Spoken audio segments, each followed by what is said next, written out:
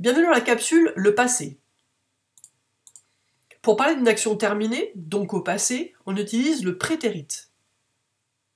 On va trouver le prétérit avec des marqueurs de temps tels que yesterday, hier, last year, l'an dernier, a month ago, le mois dernier.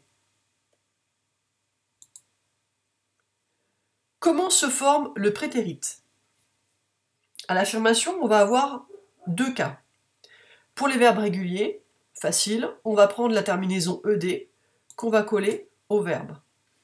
Ça va donner I played, you died, he, she, it created, we started, they watched, they jumped.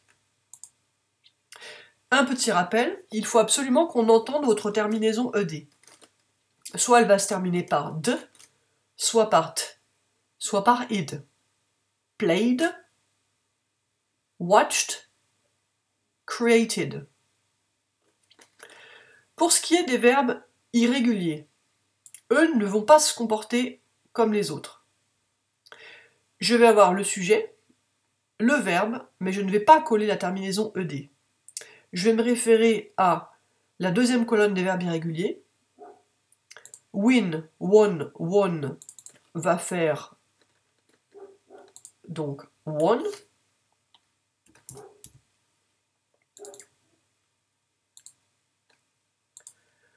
Lose, lost, lost, lost. Go, went, gone. Et see, saw, seen. On voit donc que les verbes irréguliers se comportent d'une façon totalement différente des verbes réguliers. Si je ne sais pas si c'est un verbe régulier ou irrégulier auquel j'ai affaire, aucun problème. Je prends la solution de facilité, je le considère comme un régulier, et je colle la terminaison ed à mon verbe. Si vous dites he winned, on va vous comprendre.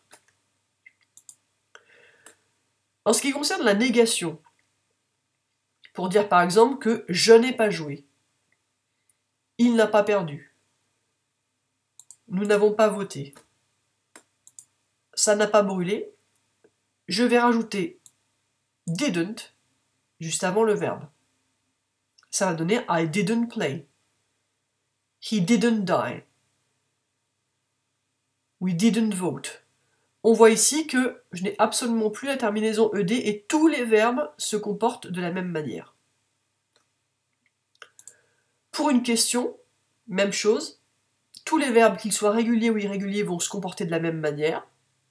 Je vais commencer par did, le sujet, le verbe, dans le cas d'une réponse en oui-non. Did you play? Did he die?